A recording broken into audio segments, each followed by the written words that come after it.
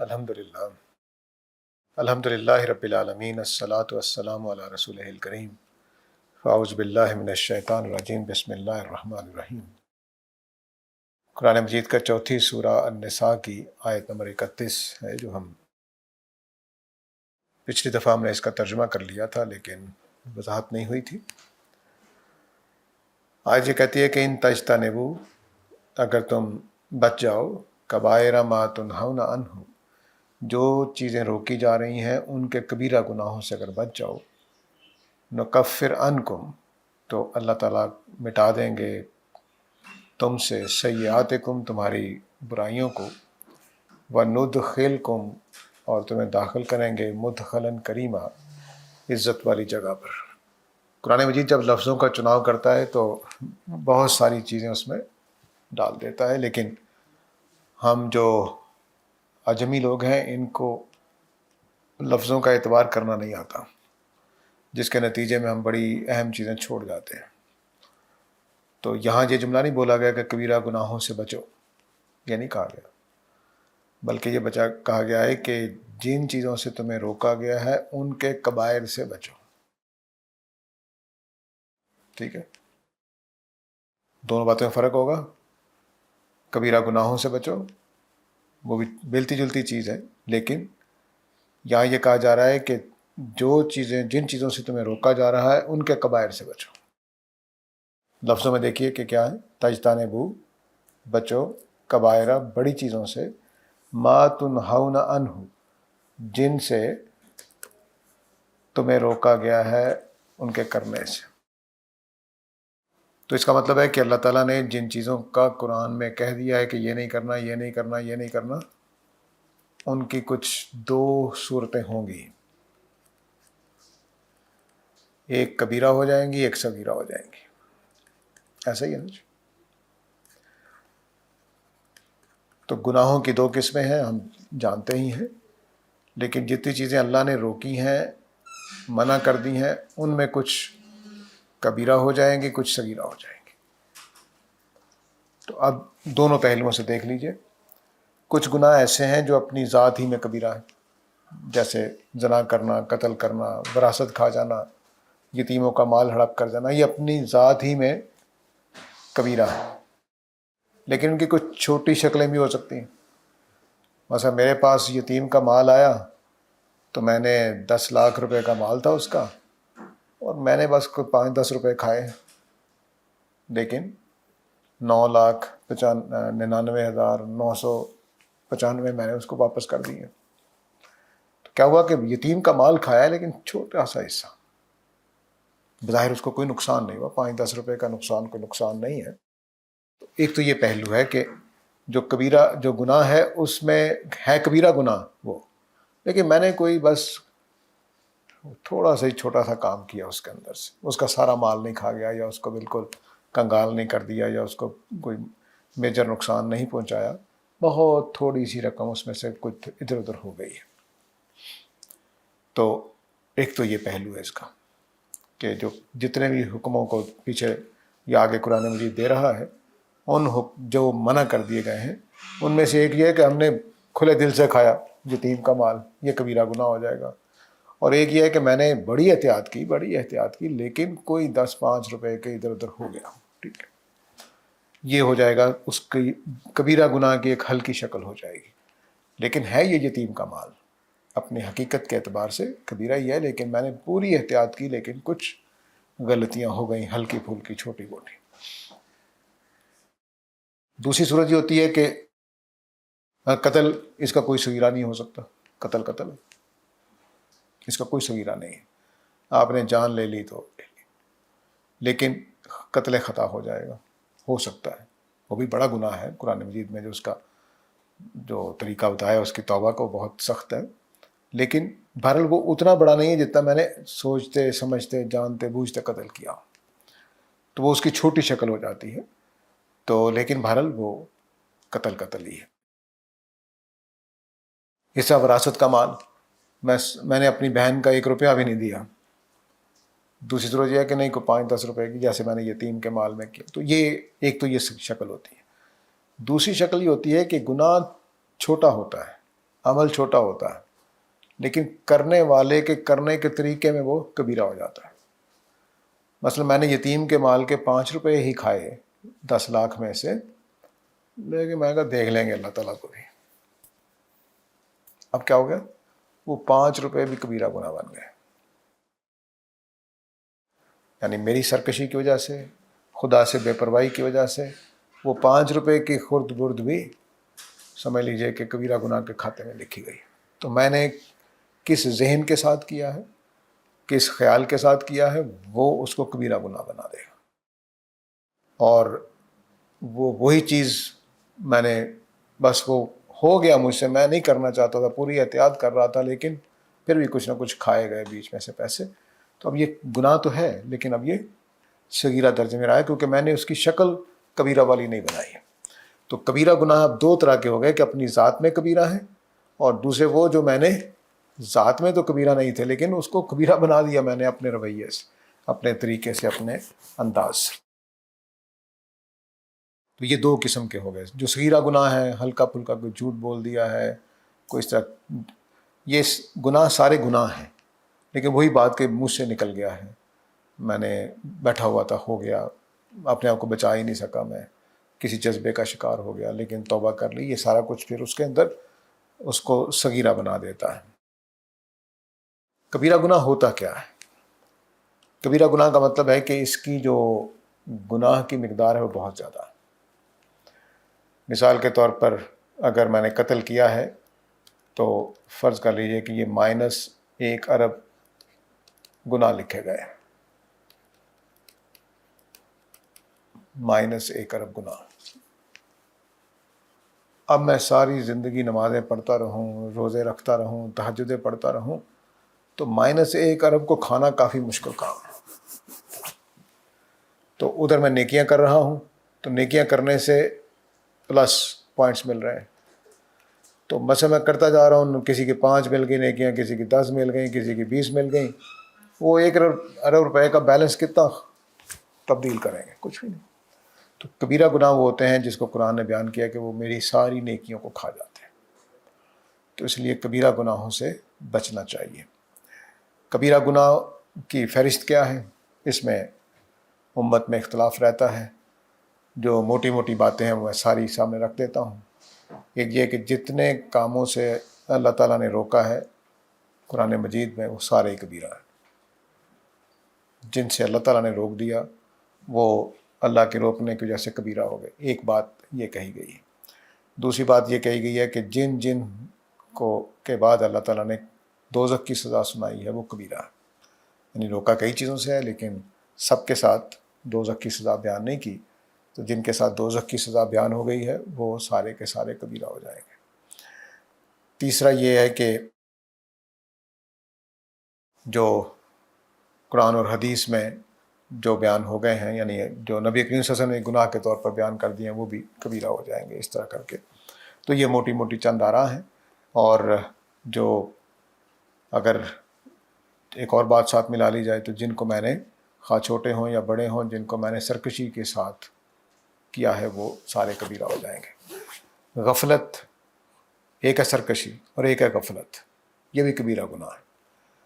یعنی اگر آدمی ساری زندگی نمازوں سے غافل رہے تو یہ بھی کبیرہ ہے. ساری زندگی نیکیوں سے غافل رہے تو خدا سے بے پرواہی کبیرہ مجرم ہے. ٹھیک ہے، تو یہ بھی چند چیزیں ہیں. تو کبیرہ گناہ ساری نیکیاں کھا جاتے ہیں. یہ میں اصول کئی دفعہ بیان کر چکا ہوں کہ گناہ اور نیکیوں کا تعلق ایک دوسرے کو کھانے والی چیز کا ہے. جب میں نیکی کرتا ہوں تو برائی مٹ جاتی ہے اعمال نامے میں سے، یا اس کا گناہ کم ہو جاتا ہے. اور جب میں گناہ کرتا ہوں تو گناہ میں اضافہ ہو جاتا ہے اور نیکیاں کم ہو جاتی ہیں. تو اینڈ رزلٹ جو ہوگا وہ کیا ہوگا کہ جس کے پاس نیکیوں کا وزن ہوگا، نیکیاں بچی ہوئی ہوں گی، اس کا پلڑا بھاری ہوگا، اور جس کی برائیاں بچی ہوئی ہوں گی اس کا پلڑا ہلکا ہوگا. بھاری ہونے کا، ہلکا ہونے کا وہی تصور ہے. قیامت والے دن کا جو پلڑا ہے وہ ایک ہے. تو مثال کے طور پر یوں سمجھ لیجئے کہ یہاں اللہ نے بیلنس لگا رکھا ہے، یہ 0 لیول ہے. تو جس کا پلڑا ہلکا ہے وہ 0 سے اوپر چلا جائے گا، جس کا پلڑا بھاری ہے وہ 0 سے نیچے چلا جائے گا. تو یہ جنتی ہے. جس کا نیچے چلا گیا، جس کا ہلکا ہے، اس کا مطلب ہے کہ 0 سے وہ مائنس کی طرف جا رہا ہے. تو اب وہ کہاں اس کو صفات ہوگی، کہاں کیا ہوگا، وہ ایک الگ بحث ہے. لیکن جو زیرو سے بھی ہلکا ہو گیا تو سمجھیے کہ وہ دوزخیوں کی فہرست میں آ گیا. تو فرمایا کہ ان تجتنبوا کبائر ما تنہون عنہ، جن کاموں سے تمہیں روکا گیا ہے ان کے کبیرہ سے بچو. نکفر عنکم سیئاتکم. اب یہ اللہ تعالیٰ نے اپنا فضل بیان کیا ہے. ایک یہ ہے کہ نیکیاں برائیوں کو کھا جاتی ہیں، نیکیاں برائیوں کو کھا جاتی ہیں اور برائیاں نیکیوں کو کھا جاتی ہیں. لیکن ایک آدمی اگر خدا کی خاطر ساری زندگی برائیوں سے بچتا رہے گا تو اللہ تعالیٰ اس کی قدر کریں گے کہ خدا کی خاطر وہ بڑے کبیرہ گناہوں سے بچا رہا ہے. تو اللہ تعالیٰ اس کے اوپر مہربانی کریں گے اور چھوٹے موٹے گناہوں کو خود ہی معاف کر دیں گے، خواہ وہ موازنے میں آتے ہوں یا نہ ہو. ٹھیک ہے. تو نکفر عنکم سیئاتکم، یہ اس کے اندر تو وہ پہلو بھی چلے گا کہ کبیرہ گناہ، جس نے کبیرہ گناہ نہیں کیے اس کی نیکیاں ویسے ہی کھا پی جائیں گی. چھوٹے چھوٹے معاملات ہوں گے تو اس کا بیلنس کوئی اربوں میں نہیں ہوگا مائنس، وہ کوئی -10 ہوگا، کوئی -5 ہوگا، کوئی -2 ہوگا، تو وہ صاف کر دیا جائے گا. سورہ نجم میں اللہ تعالیٰ نے کہا ہے کہ جو کبیرہ گناہوں سے بچے گا الا اللمم، بس تھوڑا سا کچھ چلا جائے. میں نے لمم کی روشنی ہی میں وہ 5 روپے والی مثال دی ہے کہ بس ہو گیا کچھ تھوڑی بہت چیز، میں نے کوئی زیادہ بڑا کام نہیں کیا لیکن وہ ہلکا سا کوئی 5-10 روپے کھا لیے تھے، پھر میں واپس نہیں کر سکا، میسر ہی نہیں ہوئے یا کچھ ہو گیا تو میں اس کو نہیں دے سکا یا حوصلہ نہیں پڑا واپس کرنے کا، کچھ بھی ہو سکتا ہے. تو لیکن میں نے بڑی بچنے کی کوشش کی، کچھ ہو گیا. تو اللہ تعالیٰ کہتے ہیں کہ اگر کبیرہ گناہوں سے بچ گیا ہو تو بندہ مومن وہ نیک آدمی ہے. جو صغیرہ سے بچے گا وہ تو بہت اعلیٰ آدمی ہے، لیکن جو کبیرہ سے بچ کے آ جائے گا وہ سمجھیے کہ بہرحال اللہ کی رحمتوں کا مستحق ہو جائے گا. یہ ایک فطری سی بات ہے کہ مثال کے طور پر جو آدمی لاکھوں روپے کا قرض واپس کر دیتا ہے وہ 5-10 روپے تو نہیں رکھے گا. تو جو کبیرہ گناہوں سے بچے گا وہ چھوٹے گناہوں سے بچنے کی کوشش کرتا رہتا ہے. لیکن بہرحال کچھ ہو جاتے ہیں انسانوں سے، مثلا یہ اکثر ہو جاتا ہے کہ کسی نے بات کہی تو ایسے ہی ہاں کہہ دیا، حالانکہ نہ ہاں کہنے کا تصور تھا نہ کہنے کا، بس منہ سے نکل گیا. اب نکل گیا تو بس نکل گیا، معافی بھی مانگی جا سکتی، نہیں بات خراب ہو گئی، کچھ ہو گیا کہا جا سکتا ہے، لیکن وہ بس تو اس ہلکی پھلکی چیزیں جس میں کوئی آدمی کو دوسرے کو نقصان پہنچانا یا خدا سے سرکشی یا خدا سے نافرمانی زیر بحث نہیں ہوتی، بس وہ ہو جاتا ہے. اس کو قرآن نے بیان بھی کیا ہے دوسرے موقعوں پر کہ قسمیں تمہاری عادت پڑ جاتی ہیں، عادت بن گئی ہے، وہ ادھر اللہ کی قسم اللہ کی قسم اللہ کی قسم ہو رہا ہوتا ہے. تو لیکن اللہ تعالیٰ کہتے ہیں کہ اب جو تم سنجیدگی سے کھاؤ گے، قسم اٹھاؤ گے، وہ پھر مسئلہ بن جائے گی. تو اس طرح کی جو چیزیں ہوتی ہیں وہ انسانوں سے ہوتی جاتی ہیں. وَنُدْخِلْكُمْ مُدْخَلًا کریمًا، یہ جو جملہ ہے مدخلاً کریمہ، ہم تمہیں عزت والی جگہ پہ لے جائیں گے یعنی جنت میں. اور دوسرا مدخلاً اگر مصدر لے لیں تو پھر ہم تمہیں عزت کے ساتھ اپنی جنت میں داخل کریں گے، یعنی بڑے شان سے استقبال ہوگا. اور اگر جنت مدخلاً کے معنی میں لے لیں تو پھر بہت ہی عالی شان. کریم جو ہے یہ عربی زبان کا بہت بڑا لفظ ہے، اس کے کئی پہلو فراموش ہیں، اردو والے ان سے واقف ہی نہیں ہیں اور بڑے بڑے علماء واقف نہیں ہوتے. یہ کوئی عام لوگوں کی بات نہیں ہے کہ وہ کریم کے لفظ سے واقف نہیں ہوتے. کریم کا لفظ دراصل عربوں کا ایک تصور ہے مکرمہ کا. مکرمہ جو ہے وہ عربوں کا مطلب ہے کہ بڑے کارنامے، بڑے کام، مثلا قحط میں قحط زدہ لوگوں کو کھانا کھلانا، پناہ دے دینا، جنگ میں پوری بہادری سے لڑنا، ظلم کا بدلہ لینا، یہ مکرمہ ہے. ٹھیک ہے. تو اور بھی چیزیں ان کے ہاں. تو مکرمہ جو ہے اس کا مطلب یہ ہوتا ہے کہ بڑے دل گردے والا، بڑے حوصلے والا، بڑے اصولوں والا، بڑے کام کرنے والا، یہ سارے معنی اس کے اندر ہوتے ہیں. تو جنت عزت والی جگہ نہیں ہے صرف، مطلب یہ ہے کہ وہاں عزت تو ہے ہی، عزت کے ساتھ داخلہ ہوگا، لیکن وہاں کھانا جو کچھ ملے گا وہ سخاوت والا ہوگا. کریم کا ایک مطلب یہ بھی ہے کہ تم ایسے جگہ پہ داخل کریں گے جو سخاوت کا گویا گھڑ ہوگا، ہر چیز کھلے ملے گی. پھر مکرمہ میں چونکہ بدلہ لینے کا مفہوم بھی ہے تو کریم میں بھی یہ مطلب ہے کہ تمہارے کاموں کے لحاظ سے تمہاری شان کے مطابق. جو سابقون ہیں وہ سابقون والے مدخلاً کریمن پائیں گے، جو ہمارے جیسے عوام ہیں وہ اپنے لحاظ سے. تو کریم کے اندر یہ پہلو بھی ہے، لیکن اس میں بھی سخاوت ہوگی. یعنی ہم عوام جو جائیں گے جن کی کرتوتیں تھوڑی ہوں گی، لیکن ان کے ساتھ بھی سخاوت کا معاملہ ہوگا. یہ نہیں کہ وہ 10 روپے کہ روٹی روزانہ مل رہی ہے، چلو دال روٹی تمہیں مل گئی، نہیں، وہاں بھی سخاوت کا معاملہ ہوگا. تو یہ مدخلاً کریمہ جو ہے یہ بہت، ایک آیت کو بالکل ہمارے اردو دان طبقوں نے سمجھا نہیں ہے. سورہ آخری صورتوں میں ہے کہ یا ایھا الانسان ان ما غرک بربک الکریم، تمہیں کس نے رب کریم کے بارے میں دھوکے میں ڈال دیا ہے. تو وہاں دھوکے میں، رب کریم سے دھوکہ کیا ہونا ہے سمجھ نہیں آ رہا. تو وہاں کریم کا مطلب ہے انتقام لینے والا، جرموں کی سزا دینے والا. تو خدا کی جو کریمی ہے اس میں سزا دینا شامل ہے. جیسے عربوں کے مکرمہ میں قاتل کا بدلہ لینا ضروری ہے، قبیلے کا دفاع کرنا ضروری ہے.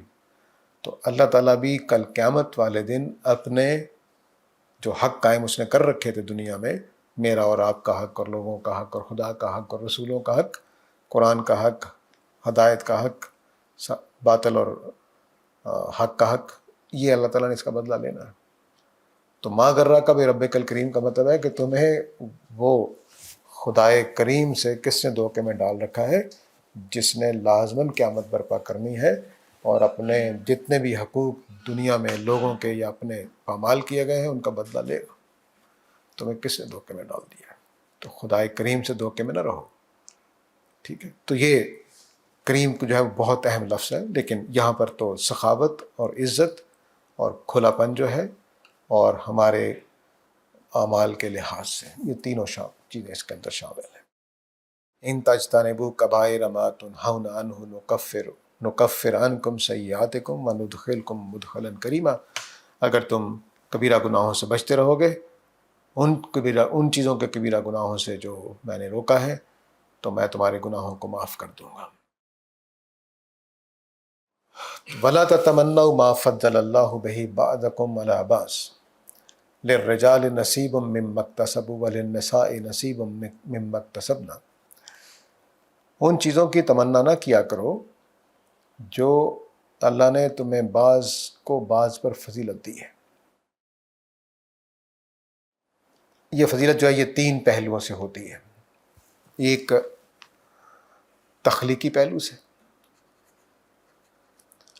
مثلا کسی کو اللہ نے خوبصورت بنا دیا ہے، کسی کو چوڑا چکلا بنا دیا ہے، کسی کو طاقتور بنا دیا ہے، کسی کو، ٹھیک ہے، تخلیق کے اعتبار سے کسی کو ذہین بنا دیا ہے، کسی کو عام سادہ آدمی بنا دیا ہے.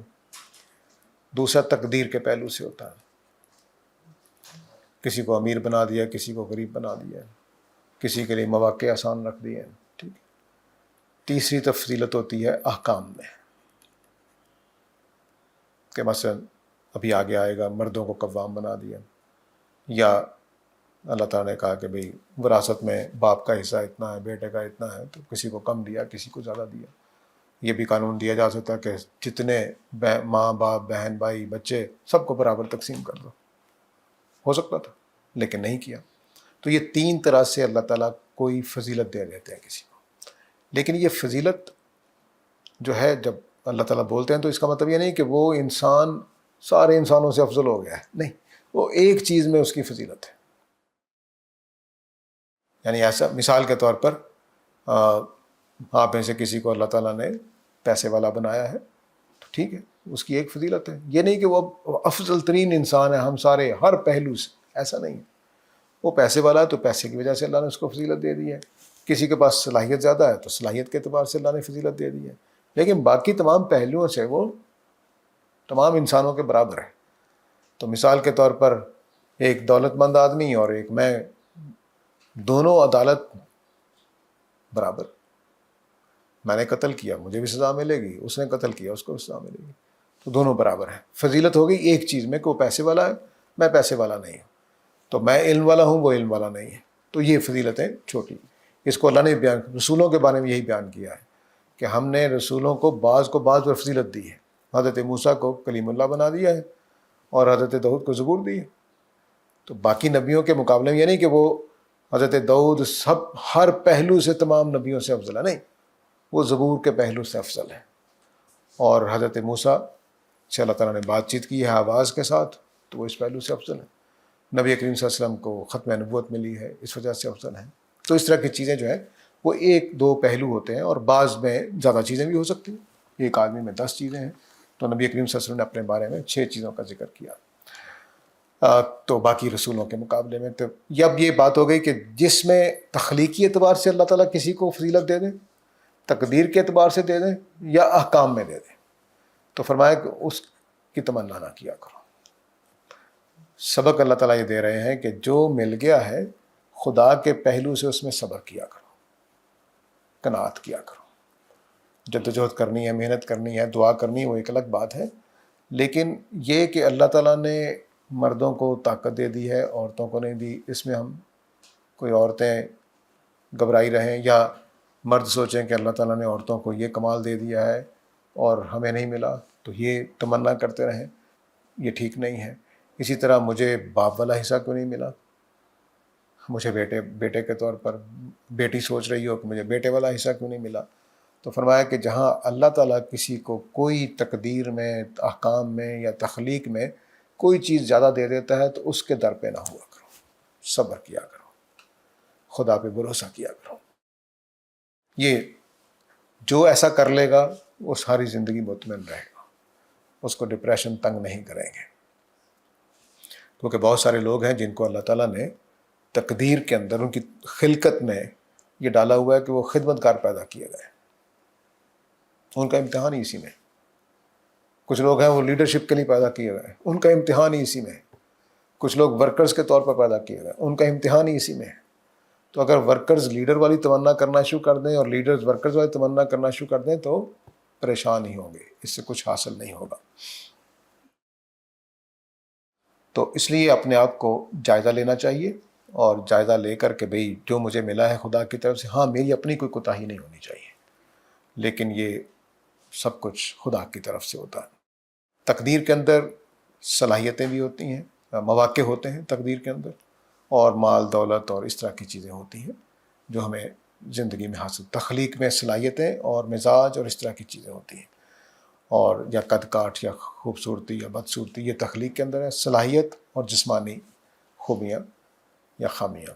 تقدیر میں میری زندگی میں جو کچھ کمانے سے متعلق ہوتا ہے، زندگی میں حادثات، زندگی میں رشتہ دار کیسے ملیں گے، دوست کیسے ملیں گے، شادی اچھی ہوئی کہ نہیں ہوئی، یہ تقدیر کے حصے ہوتے ہیں. احکام میں شریعت کے احکام ہوتے ہیں کہ مثلا مردوں کو 7 دن بلکہ پورے سال نماز پڑھنی پڑتی ہے، عورتوں کو کچھ دنوں کے لیے چھٹی ہو جاتی ہے. یہ سب کچھ اس طرح سے احکام کے اندر ہو جاتا ہے. وراثت میں حصہ کم ہو گیا یا کچھ طرح کی چیز. تو یہ تینوں پہلوؤں سے ہمیں اپنے اپنی فضیلت کو سمجھنا چاہیے، دوسروں کی فضیلت کو قبول کرنا چاہیے، حسد کا شکار نہیں ہونا چاہیے، ان چیزوں کے طلب میں نہیں لگنا چاہیے، دوسروں کی لگ پلگ نہیں کرنی چاہیے. جو چیزیں خدا نے تقسیم کر دی ہیں کو تسلیم کر لینا چاہیے. اسی میں عافیت ہے، اسی میں نجات ہے، اسی میں خدا کے کل حضور پیش ہونے میں بھی آسانی ہوگی. تو ما فضل اللہ بہ بعضکم علی بعض، کچھ کو اللہ تعالیٰ نے کچھ پر ان 3 چیزوں میں کچھ نہ کچھ چیزوں میں فضیلت دی ہوتی ہے، بس وہی ہے. آگے جو اصل قانون ہے وہ بتا دیا، للرجال نصیب مما اکتسبوا، مردوں کو وہی ملے گا جس کی انہوں نے کمائی کی ہوگی. وللنساء نصیب مما اکتسبن، اور عورتوں کو بھی وہی ملے گا جس کی انہوں نے کمائی کی ہوگی. یعنی اگر اجر کے اعتبار سے دیکھنا ہے قیامت والے دن تو وہاں کوئی فضیلت نہیں ہے، وہاں فضیلت آپ کے اعمال سے. نیکی کر کے آئیں گے مرد، مردوں کو مل جائے گا، عورتیں نیکی کر کے آئیں گے، عورتوں کو مل جائے گا. وہی نیکی عورتیں کریں گی اتنا ہی اجر ملے گا، وہی نیکی مرد کریں گے اتنا ہی اجر ملے گا. یہ نہیں کہ وہاں قیامت والے دن مردوں کو بھی ڈبل ثواب ملے گا. یعنی انہوں نے نماز پڑھی 4 رکعت ظہر کی تو ان کو 8 رکعتوں کا ثواب مل گیا، اور عورتوں کو 4 رکعتوں کا. ایسا نہیں ہوگا، ان کو بھی 4 ہی کا ملے گا، ان کو بھی 4 ہی ملے گا. ہاں البتہ حالات، نیت، تقوی، یہ اس ثواب میں اضافہ کرتا چلا جاتا ہے کہ میں نے کن حالات میں نماز پڑھی ہے، یعنی جسم سارا ٹوٹ رہا تھا، بخار سے میں پھونک رہا تھا، میں نے اٹھ کے نماز پڑھ لی. اس کا ثواب یقیناً زیادہ ہوگا عام دنوں کی نماز سے. اسی طرح عید کا میلہ لگا ہوا تھا، سب مگن تھے، میں خوشیاں چھوڑ کر، تفریح چھوڑ کر نماز پڑھنے چلا گیا، ثواب زیادہ ہوگا. تو اس طرح تقوی کے ساتھ، تقوی میں اضافہ ہو جائے گا، توجہ کے ساتھ نماز پڑھنے سے ثواب میں اضافہ ہو جائے گا، وغیرہ وغیرہ. تو وہ تو ہوگا، لیکن اسے لفظ یہ نہیں بولا گیا کہ نیت ارادہ نے جو کمائی کی ہوگی. تو آپ نے جس تقوی، جس توجہ، جس خوبی کے ساتھ نماز پڑھی ہوگی اتنا ثواب بڑھ جائے گا. مردوں کو بھی اتنا ہی، عورتوں کو بھی اتنا ہی، دونوں کے لیے معیار یکساں ہوگا. یہاں ایسا نہیں ہوگا کہ عورتوں کو آدھا ثواب مل رہا ہے، مردوں کو ڈبل مل رہا ہے، ایسا کچھ نہیں ہے. تو یہ اصول یہاں پہ دنیا میں امتحان کے لیے اللہ تعالیٰ نے یہ کسی کو کم کسی کو زیادہ دیا ہے. تو اب دو باتیں اہم ہیں. فضیلت کا مطلب کلی فضیلت نہیں ہے. اگر کہا جا رہا ہے کہ مردوں کو عورتوں پر فضیلت دی، تو اس کا مطلب یہ نہیں ہے کہ وہ ہر پہلو سے مرد فضیلت والے ہیں، نہیں، صرف ایک چیز جو فضیلت دی گئی. اسی طرح کسی عورت کو کہا گیا کہ تمہیں ایک فضیلت دی تو وہ اس کو ملے گی، ٹھیک ہے، تو وہ فضیلت ایک ہی پہلو ہوگا. مرد عورتوں سے ہر پہلو سے افضل نہیں ہے. اور بلکہ مجھے لگتا ہے کہ عورتیں زیادہ فضیلت والی ہیں مردوں کے مقابلے میں، اگر ذرا دھیان سے بغیر تعصب کے دیکھا جائے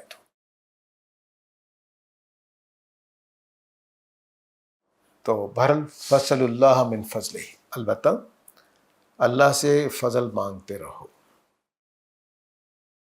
یعنی دعا کرتے رہو، جدوجہد کرتے رہو کہ میں بھی امیر ہو جاؤں، دعا کرتے ہوئے، محنت کرتے ہوئے اللہ کا فضل تلاش کرتے رہو.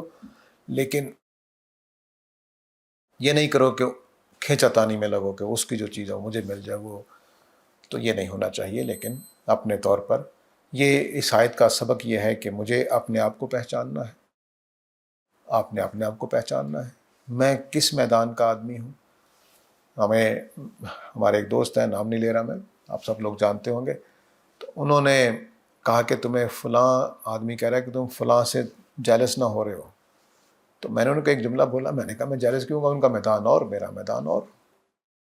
مثلا ایک پہلوان سے جو ہر مقابلہ جیتتا جائے، میں اس سے کیوں جیلس ہوں گا، میرا میدان ہی اور ہے. میں تجزیے کا آدمی، چیزوں کو حل کرنے والا آدمی. تو ایک آدمی اگر مناظرے میں جیت رہا ہے تو جیتتا رہے، مجھے اس سے کیا فرق پڑتا ہے، ٹھیک ہے. تو اپنے آپ کو دیکھنا ہے کہ میرا میدان کون سا ہے، اور اپنے اپنے میدان میں آدمی محنت کرے تو آگے بڑھ سکتا ہے. لیکن میں اس طبیعت کے ساتھ، تجزیے والی طبیعت کے ساتھ مناظرے کے میدان میں اپنے آپ کو آزمانا چاہوں تو پتہ نہیں کامیاب ہوں کہ نہیں ہوں. تو میں اپنے آپ کو جانوں کہ میں مناظرے کا ہوں تو ضرور مناظرے میں جانا چاہیے. میں تجزیے کا، تحلیل کا آدمی ہوں تو مجھے تجزیے اور تحلیل میں جانا چاہیے. میں انٹرپریٹیشن کا آدمی تو مجھے ادھر جانا چاہیے. میں ٹیچر ہوں تو مجھے ادھر جانا چاہیے. یہ تو جو میرا میدان ہے مجھے اس میں آگے بڑھنا چاہیے، اور اسی میں اللہ تعالیٰ کا فضل تلاش کرنا چاہیے. ان اللہ کان بکل شیء علیما، یہ بہت بڑی آیت ہے، اگرچہ قرآن کی عمومی آیتوں میں سے ہے. ان اللہ کان بکل شیء علیما، اللہ تعالیٰ ہر چیز کا علم رکھتا ہے. تو جس کو میں نے تخلیقی طور پر یا تقدیر میں یا احکام کے پہلو سے کوئی فضیلت دی ہے، تو کس بنیاد پر دی ہے؟ اپنے علم کی بنیاد پر، ٹھیک ہے. مجھے پتہ ہے کہ اس آدمی کو میں یہ صلاحیت دوں گا، یا شکل خوبصورت دے دوں گا، یا قد کاٹ دوں گا، تو اس سے میں نے یہ کام لینے ہیں. ابھی میں نے اس کو یہ چیزیں دی تھی. تم سے میں نے یہ کام لینا تھا جس میں تمہاری شکل کی ضرورت نہیں تھی، قد کاٹ کی ضرورت نہیں تھی، لیکن تمہارے علم کی ضرورت تھی. میں نے تمہیں وہ دیا تھا، اور تم پڑ گئے اس چکر میں کہ مجھے ویسا کیوں نہیں بنایا. خدا سے بھی شکایت پیدا ہو گئی. کل پرسوں ایک اچھا سوال کسی نے کیا. میں اکثر یہ جملہ بولتا ہوں کہ ہم کمرہ امتحان میں ہیں، تو اس نے آگے سے مجھے سوال کیا کہ کمرہ امتحان میں تو سب کے پاس برابر چیزیں ہوتی ہیں، تو دنیا میں تو اللہ نے برابر نہیں دیا. میں نے کہا آپ نے کمرہ امتحان کا کبھی جائزہ لیا؟ میں نے جب FSC کے پیپر دیے تو مجھے 2 پیپرز میں ہلتی ہوئی میز حصے میں آئی تھی، وہ ایسے ایسے ہلتی تھی. تو میں اپنے گھٹنے اس طرح سے پھنسا کے رکھے ہوئے تھے کہ وہ ہلے نہ اور میں آرام سے کام کرتا رہوں. لیکن باقیوں کی بھی ہل رہی تھی، مجھے نہیں معلوم. ٹھیک ہے. پھر میں نے کہا کہ وہاں جو لوگ طالب علم پیپر دینے آتے ہیں، کسی نے پوری کتاب پڑھی ہوتی ہے، کسی نے سلیکٹیو چیپٹر پڑھے ہوتے ہیں، کسی نے گیسٹ پیپر کی تیاری کی ہوتی ہے، تو سب کے پاس پورا سامان تو نہیں ہوتا. پھر میں نے کہا آگے بڑھو. کسی کے پاس ٹوٹا ہوا پین ہے، کسی کے باپ نے اس کو بال پوائنٹ لے کر دیا ہے جس کی سیاہی ختم ہونے والی ہے. تو پتہ نہیں کیا کیا حالات ہیں. تم نے کیسے کہہ دیا کہ سب کے پاس. تو یہ دنیا جو امتحان کی ہے، اس میں امتحان، ہر چیز امتحان ہے. کمرہ امتحان میں جو ہمارا کمرہ امتحان ہوتا ہے، اس میں صرف کویشچن پیپر امتحان ہوتا ہے. لیکن یہاں تو یہ بھی امتحان ہے کہ میرے پاس کیا چیزیں ہیں کیا نہیں، یہ بھی کویشچنس ہیں. تو عام جو کمرہ امتحان ہو اس میں بھی سارے لوگ برابر نہیں ہوتے. کتنے ہی نوجوان ہمارے زمانے میں ایسے ہوتے تھے کہ رات کو ساری رات ماں بیمار رہی ہے، ہسپتال میں رہی ہے، اور صبح پیپر دینے آئے ہوئے ہیں. میرا اپنا ایک کلاس فیلو تھا، اس کی ماں مسلسل بیمار تھی پچھلے لمبے عرصے سے. بیچارہ رات کو ماں کے ساتھ جاگتا رہتا تھا، صبح پیپر دینے آ جاتا تھا. پاس ہو گیا، اللہ کا شکر ہے. لیکن بہرحال اس کی ان لڑکوں کے مقابلے میں حالت بہت پتلی تھی جو آرام سے سوتے تھے، نیند پوری کرتے تھے، ماں ان کی بیمار نہیں تھی یا گھر میں کوئی ایسی صورت نہیں تھی. تو یہ دنیا ساری کی ساری اس طرح سے بنی ہوئی ہے کہ اس میں ہر آدمی ڈفرینٹ ہے، ہر آدمی ڈفرینٹ ہے دوسرے سے. اور پھر یہ بات کہ اس کمرہ امتحان میں اس میں کویشچن پیپر نہیں ہوتا، اس میں یہ چیزیں ہی امتحان ہیں، یہ چیزیں ہی کویشچنس ہیں جو مجھے ملی ہیں، جو آپ کو ملی ہیں. صلاحیتیں، پیسہ، دولت، غربت، امیری، کپڑے، جوتا، ہر چیز امتحان ہے، ہر چیز امتحان. تو ان اللہ کان بکل شیء علیما، تو اللہ تعالیٰ جو ہے وہ ہر چیز کا علم رکھتے ہیں. وَلِكُلٍّ جَعَلْنَا مَوَالِيَ مِمَّا تَرَكَ الْوَالِدَانِ وَالْأَقْرَبُونَ وَالَّذِينَ عَقَدَتْ أَيْمَانُكُمْ فَآتُوهُمْ نَصِيبَهُمْ إِنَّ اللَّهَ كَانَ عَلَى كُلِّ شَيْءٍ شَهِيدًا. اب جو بات بنیادی طور پر کہی آیت نمبر 32 میں کہ جو اللہ نے چیزیں تمہیں دی ہیں تخلیق میں، تقدیر میں اور احکام میں، ان کے پیچھے نہ پڑا کرو. اب جہاں کچھ احکام کی چیزیں زیر بحث آ گئی ہیں. پہلی چیز یہ کہ اللہ تعالیٰ کہہ رہے ہیں کہ میں نے مرنے والوں کے مال میں بچوں کے لیے اور قریبی رشتہ داروں کے لیے حصہ رکھ دیا ہے. جس کو جتنا دے دیا ہے دیتے رہنا، وہ میں نے رکھا ہے. اس تمنا میں نہ پڑ جانا کہ باپ کا حصہ چھین کر میں لے لوں اور بیوی کا حصہ چھین کر. ٹھیک ہے، یہ نہیں ہونا چاہیے. تو جو میں نے حصے مقرر کر دیے ہیں لڑکوں کے، اولاد کے، رشتہ داروں کے، وہ سب اسی طرح سے دیتے رہنا. اس کو تسلیم کر لو، کیونکہ میں نے دنیا کسی اور قانون پر بنائی ہے. یہ نہ کرنا کہ اس چکر میں پڑ جاؤ کہ بھائی کو زیادہ دے دیا اور خدا سے ناراض ہو جاؤ. نہیں، میں نے امتحان کے لیے دیا تو بس اس کو تسلیم کر لو.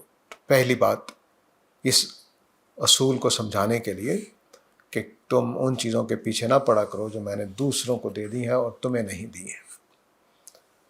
تو اس میں حصے، پہلی چیز وراثت کے حصے جو ہم نے پچھلی آیتوں میں پڑھے ہیں اس کو بیان کر دیا کہ میں نے وراثت کے قانون میں یہی کام کیا ہے. آگے فرمایا والذین عقدت ایمانکم فآتوہم نصیبہم.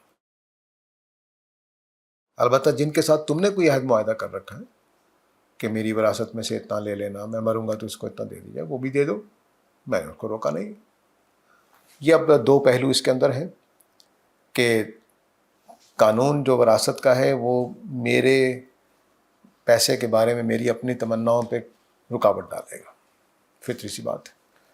تو اب مثال کے طور پر میں نے سوچا ہوا تھا کہ میں اپنا مال، مرنے کے بعد میرا مال فلاں آدمی کو مل جائے یا فلاں مسجد میں چلا جائے یا فلاں مدرسے میں چلا جائے، تو اب اللہ تعالیٰ نے یہ حق چھین لیا ہے. کہتا ہے کہ یہ نہیں ہوگا. مرنے کے بعد جو میں نے مقرر کر دیا وہ تو ملے گا ہی. اب تم نے جتنا دینا ہے اس میں سے الگ کر لو. یہ نہیں ہو سکتا کہ تم سارے کا سارا ان سے چھین کر ان کو دے دو. زندگی میں کرنا چاہتے ہو تو کر لو، لیکن میں نے ترکے کے بارے میں جو فیصلہ دے دیا اس کو تبدیل نہیں ہونا چاہیے. تو جن کو تم دینا چاہتے ہو اپنی زندگی میں دے دو، یا ان کا حصہ الگ سے مقرر کرو. ساری جائیداد ان کو تم نہیں دے سکتے ہو. دوسرا اس کا جو پہلو ہے وہ یہ کہ جو وصیت وغیرہ ہے اس کو اللہ تعالیٰ نے دوبارہ قائم رکھا ہے کہ اللہ تعالیٰ نہیں چاہتے کہ وصیت کا حق چھینے، وہ ہوگا، لیکن نصیبہ ہم کا لفظ بول کر بتا دیا ہے کہ سارا کچھ ان کو نہیں مل سکتا، تم نے جو نصیب ان کا مقرر کرنا ہے، وہ جو حصہ ان کا مقرر کرنا ہے وہ کر دو۔ ان اللہ کان علی کل شیء شہیدا، بے شک اللہ تعالیٰ ہر چیز پر گواہ ہے، نگران ہے، یعنی دیکھ رہا ہے اس کو۔ اب بتا رہے ہیں اللہ تعالیٰ کہ حصے جو میں نے مقرر کر دیے ہیں کسی بہن سے، کسی بیٹی سے وہ چھینے نہیں جا سکتے۔ اگر کوئی چھینے گا تو یاد رکھے کہ میں دیکھ رہا ہوں، پکڑ لوں گا قیامت والے دن۔ اور میں بتا چکا ہوں جب وراثت کا حصہ تقسیم ختم کیا اللہ تعالیٰ نے حصے، تو وہاں بیان کیا ہے کہ جو نہیں کرے گا وہ دوزخ میں جائے گا۔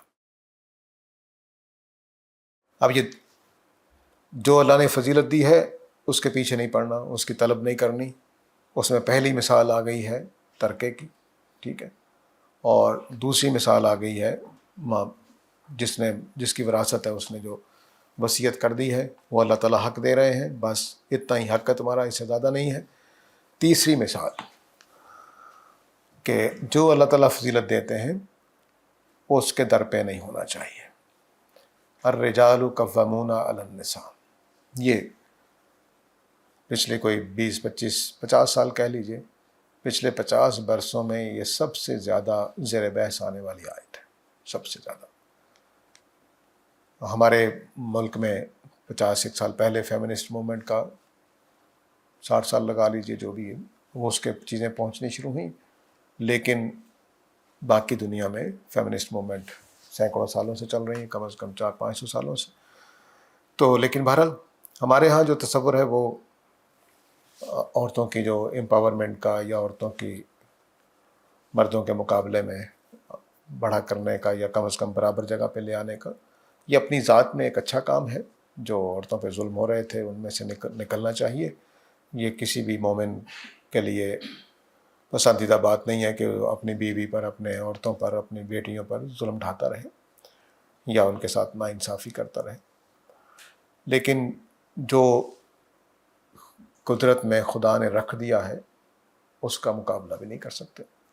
تو اسی بات کو اللہ تعالیٰ نے یہاں بیان کیا ہے کہ جو اللہ تعالیٰ نے تخلیق میں چیزیں رکھ دی ہیں، مردوں کو جیسا بنا دیا ہے بنا دیا، عورتوں کو جیسا بنا دیا ہے سو بنا دیا ہے۔ یہ ایک عمومی طور پہ مردوں عورتوں کا فرق ہے بناوٹ میں، مزاج میں، صلاحیتوں میں، اور ایک انڈیویجول ٹو انڈیویجول فرق پڑتا ہے کہ میں آپ سے مختلف ہوں، آپ ان سے مختلف ہیں، اس طرح سے سارے ہم ایک دوسرے سے مختلف ہیں۔ تو یہاں اللہ تعالیٰ کہہ رہے ہیں کہ میں نے مردوں کو، شوہروں کو ترجمہ کرنا چاہیے، شوہروں کو قوام بنایا ہے ان کی بیویوں پر، ٹھیک ہے۔ اب قوام کے معنی کیا ہے؟ کچھ لوگوں نے سربراہ ترجمہ کیا ہے، کچھ لوگوں نے نگران ترجمہ کیا ہے، کچھ لوگوں نے ذمہ دار ترجمہ کیا ہے، کچھ لوگوں نے محافظ ترجمہ کیا ہے۔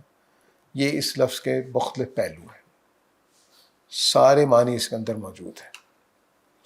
تو اگر کسی آدمی کو مثلا المورت پہ میں نے قوام بنا دیا فلاں آدمی کو، تو اس کی ذمہ داری کیا ہے کہ اس کو چلائے گا، اس کی حفاظت کرے گا، اس کے اندر کوئی گڑبڑانے لگی ہے اصلاح کرے گا، کوئی تعمیر کا کام ہے تعمیر کا کام کرے گا، کوئی بچانے کا کام ہے بچانے کا کرے گا، کوئی پروویژن کا کام ہے تو وہ پرووائڈ کرے گا چیزیں۔ یہ ساری ذمہ داریاں قوام کے اوپر آ جاتی ہیں۔ الرجال قوامون علی النساء، عورتوں کی حفاظت، ان کا سنبھالنا، ان کی نگرانی، ان کی پرورش، ان کی دیکھ بھال، ان کو کھلانا پلانا، یہ سب قوام کے اندر آتا ہے۔ تو شوہر جو ہیں وہ عورتوں پر قوام بنائے گئے۔ تو میری یہ تفسیر سن کے میرے ایک شاگرد نے کہا کہ بما فضل اللہ بعضهم علی بعض کا مطلب تو پھر یہ ہوا کہ عورتوں کو فضیلت حاصل ہو گئی ہے، کیونکہ آدمی کو، شوہر کو تو اللہ تعالیٰ نے خادم بنا دیا ہے، ٹھیک ہے۔ تو بہرحال الرجال قوامون علی النساء، جو مرد ہیں وہ عورتوں پر قوام ہیں، ٹھیک ہے۔ اس کا ہمارے پاس اس کا مترادف لفظ نہیں ہے، بالکل نہیں ہے۔ نگرانی کا مفہوم ایک پہلو ہے اس کا، حفاظت کا مفہوم ایک پہلو ہے اس کا، ان کی ذمہ داری اٹھا لینا، کھانا پینا سب کچھ ایک پہلو ہے اس کا، ان کے پروویژن کرنا ایک پہلو ہے اس کا، پالنا پوسنا کھانا پلانا سب کچھ اس لفظ کے اندر ہے، بہت بڑا لفظ ہے۔ عمومی طور پر اس کا غلبہ لوگوں نے نگران کا یا سربراہ کا کر دیا، تو ہم اسی نگران اور سربراہ کو لے کر چلتے ہیں۔ بات میں نے سمجھا دی ہے کیونکہ وہ بار بار سارے لفظ بولنا مشکل ہو جائے گا۔ تو مرد جو ہیں وہ، شوہر جو ہیں وہ اپنی بیویوں پر قوام بنائے۔ بعض لوگوں نے ایک خیال کیا ہے کہ الرجال تمام مرد، تمام عورتوں پر، یعنی میں ہیلری کلنٹن پر بھی قوام ہوں، میں اپنی بیگم پر بھی، اپنی ماں پر بھی، اپنی دادی پر بھی۔ کسی نے یہ بھی فتویٰ دے رکھا ہے کہ اگر کسی گھر میں دادی ہے، ماں ہے اور بڑی بہنیں ہیں، لیکن ایک پوتا 7-8 سال کا گھر میں موجود ہے، تو وہ پوری فیملی پر قوام ہوگا۔ یہ بھی اس آیت کی روشنی میں کہا گیا ہے، کیونکہ انہوں نے الرجال کو الرجال لے لیا ہے اور النساء کو النساء لے لیا ہے۔ تمام مرد تمام عورتوں پر قوام ہے۔ چنانچہ میں نے بتایا کہ میں ہیلری کلنٹن پر بھی قوام بنا دیا جاتا ہوں، یہ مطلب نہیں ہے۔ سیاق و سباق میں بعض ایسی چیزیں موجود ہیں، میں واضح کر دوں گا کہ یہاں پر شوہر ہی ترجمہ کرنا چاہیے، اور میرے دونوں اساتذہ نے یہی ترجمہ کیا ہے اور مجھے 100% اتفاق ہے ان سے۔ تو شوہر قوام ہے اپنی بیویوں پر، بیٹا اپنی ماں پر قوام نہیں ہے، بھائی اپنی بہن پر قوام نہیں ہے۔ ٹھیک ہے، ترجمہ کرنے کا یہ نتیجہ نکلے گا۔ تو بما فضل اللہ، اب قوام میں نے مفہوم بتا دیا، ہم نگران ترجمہ کر لیں، سربراہ کر لیں، اس سے فرق نہیں پڑتا۔ تو شوہر جو ہیں وہ اپنی بیویوں پر قوام ہے، اس وجہ سے کہ اللہ نے بعض کو بعض پر فضیلت دی ہے۔ یہ پھر وہی بات جو میں نے پچھلے یہ کہی تھی، بما ما فضل اللہ، یہ جزوی سی ایک چھوٹی سی چیز ہے، ایک جزوی چھوٹی سی چیز ہے۔ وہ کیا ہے، میں اپنی رائے بتا دیتا ہوں۔ لوگوں نے اس میں بہت سارے، میرے استاد اگلی دونوں کو ایک ہی لیتے ہیں، یہ دو ہیں لیکن وہ میں بھی واضح کرتا ہوں، لیکن میرے استاد دونوں کو ایک ہی لیتے ہیں، اس کی بھی میں وضاحت کر دوں گا۔ پہلی چیز جو ہے بما فضل اللہ بعضهم علی بعض، یہ فضیلت مردوں کے اندر ایک وصف ہے جو اکثریت مردوں میں ہوتا ہے، سب مردوں میں نہیں ہوتا، اکثریت میں ہوتا ہے، کچھ مردوں میں نہیں ہوتا۔ وہ کیا ہے، وہ یہ کہ یہ اپنی سوچوں کو جذبات سے ڈیٹیچ ہو کر پروسیس کر لیتے ہیں۔ مردوں کے اندر صرف ایک خوبی ہے جو یہاں زیر بحث ہے، وہ یہ کہ جذبات سے ڈیٹیچ ہو کر تھنکنگ پروسیس چلا لیتے ہیں۔ اس کے مقابلے میں عورتوں میں اکثریت میں الگ ہو کر، یعنی جذبات سے الگ ہو کر، تو جو خواتین کی اکثریت ہے وہ جذبات کے ساتھ اٹیچ رہ کر سوچتی ہیں۔ یہ میں سائنسی تجربات کی بنیاد پہ بات کر رہا ہوں، اپنی کوئی رائے نہیں دے رہا۔ مثلاً ایک تجربہ آپ کو بتاتا ہوں، پہلے بھی کئی دفعہ عرض کر چکا ہوں کہ ایک ہی ماحول ہے، ایک ہی آفس ہے، اور لوگ اکاؤنٹس کے ہیں، مرد بھی اور عورتیں بھی۔ ان کو وہ ایک سکینر سا پہنا دیتے ہیں جس میں بلڈ کا فلو سکین ہو رہا ہوتا ہے۔ تو دیکھا گیا کہ جیسے ہی انہوں نے سکینر آن کیا ہے اور کہا کام سٹارٹ کریں، ہر اکاؤنٹس والا آدمی، عورت بھی مرد بھی، اپنا اکاؤنٹس کا کام شروع کر دیا، اور جیسے ہی مردوں نے کام شروع کیا ہے تو ان کا جو لیفٹ سائڈ والا ہے حساب کتاب، رائٹ سائڈ والا، اب غلطی ہو جائے تو معاف کر دیجیے گا، ایک ہمارا جو ہے وہ ٹیکنیکل دماغ کا سفیر ہے اور ایک جذبات سے متعلق ہے۔ تو جو ٹیکنیکل چیزوں سے متعلق ہمارا دماغ کا، مردوں کا صرف وہ ایکٹیو تھا، اور وہ بھی ریاضی والا خانہ، جبکہ عورتوں، 3 عورتیں ہیں 3 مرد ہیں، کوئی اس طرح کا اسٹڈی تھی۔ اب اس میں جو عورتیں ہیں ان کا دماغ رائٹ والا بھی آن ہے، لیفٹ والا بھی آن ہے، پورا ٹائم پہ، ایسا نہیں کہ کسی وقت، پورے ٹائم پہ۔ تب جو انہوں نے مثالیں دیں اس میں مثال دیتا ہوں کہ مردوں کو تو سمجھ آ رہی تھی کہ انہوں نے بالکل جو جذبات والا خانہ ہے، آرٹ والا بھی جذبات والا خانہ ایک ہے، وہ بالکل ڈیڈ پڑا ہوا ہے، آرٹ، فنون لطیفہ والا، ہاں، تو وہ بالکل بند تھے. اور جو دوسرا عورتوں سے، مثلا ایک عورت کا انہوں نے پوچھا کہ تم اس ٹائم پہ جب یہ کام کر رہی تو کیا؟ تو وہ کہتی میری بیٹی صبح لنچ لے کر نہیں گئی اسکول، مجھے بار بار خیال آ رہا ہے کہ وہ دوپہر کو کیا کھائے گی، کیا کرے گی، کسی سے مل جائے گا کہ نہیں ملے گا، بھوکی رہے گی، تکلیف میں رہے گی. تو اس کا سارا دن اپنی بیٹی کے اس دکھ میں گزرا کہ بیٹی میری کیا کرے گی، لنچ لے کر نہیں گئی. اور ہو سکتا ہے کتنے ہی مرد ہوں تو وہ لنچ، اس کو بھی پتا ہو کہ میری بیٹی لنچ لے کر رہ گئی، لیکن کوئی پرواہ نہیں تھی. دوسری خاتون سے پوچھا گیا کہ آپ کو کیا مسئلہ؟ اس نے کہا کہ کل میں ایک لیٹر ٹائپ کیا تھا، اپنی رپورٹ جب دی تو میرے باس نے مجھے منہ پہ مارا تھا کہ یہ کیا لکھا تم نے، غلط لکھا، سارا صحیح کر کے آؤ. آج میں سارا دن سوچ رہی تھی کہ اس کو ایسا جواب، ایسا کام کرنا ہے کہ وہ مجھے بالکل یہ بات نہ کر سکے. ٹھیک ہے، تو یہ جو چیز ہے یہ وہ بما فضل اللہ ہوا ہے کہ مردوں کے اندر ایک عجیب یہ صورت ہے. مثلا میں یہاں اپنی تعریف نہیں کر رہا لیکن مثال دے رہا ہوں کہ میں یہاں آتا ہوں تو گھر کے سارے کام بھول جاتا ہوں، کوئی پتہ نہیں ہوتا کہ کوئی نل کا لیک کر رہا تھا کہ نہیں کر رہا تھا، بس یہیں کا ہوں. یہ میں اپنے آپ کو ایسا محسوس کرتا ہوں.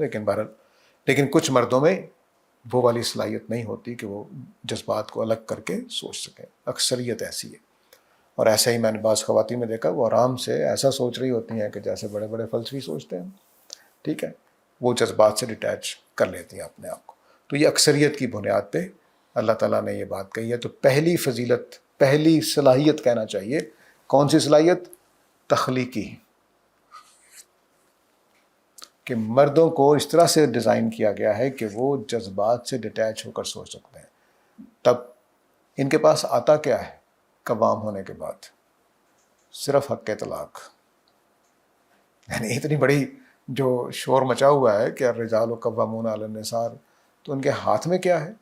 بیوی کے مقابلے میں طلاق کا حق، اور کچھ بھی نہیں. اگر آپ دیکھیں سارے احکام نکال کر قرآن کے کہ بیوی کو کیا دیا گیا ہے، شوہر کو کیا دیا گیا، تو ایک چیز اضافی ہے میاں بیوی کے معاملے میں، وہ طلاق کا حق ہے. یا وراثت میں ڈبل حصہ زیادہ زیادہ اگر کوئی، لیکن وہ ظاہر ہے کہ قوام سے نہیں جڑتا اس لیے. دوسری بتائی وَبِمَا أَنفَقُوا مِنْ أَمْوَالِهِمْ، دوسری یہ بتائی کہ جو یہ اپنے مالوں کو خرچ کرتے ہیں. تو اب جو مال خرچ کرنا ہے یہ کس پہ ہو رہا ہوتا ہے؟ بیوی پہ ہی ہو رہا ہوتا ہے. میں مثلا ہیلی کلنٹن پہ تو کوئی خرچ نہیں کرتا، تو اس لیے میں اس کا قوام بھی نہیں ہوں کیونکہ میں اس پہ خرچہ نہیں کرتا. تو وَبِمَا أَنفَقُوا مِنْ أَمْوَالِهِمْ، تو دوسری وجہ یہ ہے کہ اللہ تعالیٰ نے، اب یہ احکام کی ذمہ داری، پہلی فضیلت خلقت کی تھی، تخلیق میں تھی، اور اب یہ جو فضیلت ہے یہ حکم کے اعتبار سے ہے کہ شوہر اپنی بیویوں کا سارا خرچہ اٹھائیں گے. کھانا پینا، کپڑے، لباس، جوتے، گھر، رہائش، میک اپ کا سامان، جو بھی گننا ہے آپ گن لیجئے، میں اتنا ماہر نہیں ہوں ان چیزوں میں، تو وہ سب کچھ شوہر کے اوپر. ٹھیک ہے، سارے ناز نخرے دیکھنے ہیں.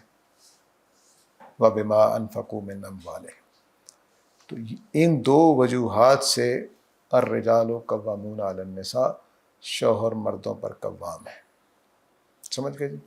تو اب الرجال قوامون علی النساء کی ایک وجہ یہ ہے، دوسری وجہ یہ ہے، یہ تخلیق کے اندر ہے، یہ حکم کے اعتبار سے دی گئی کہ شوہروں کو یہ ذمہ داری لینی ہے. میرے استاد جی کہتے ہیں کہ یہ والی جو فضیلت ہے اسی کی تفسیر اور واو تفسیری لیتے ہیں وہ.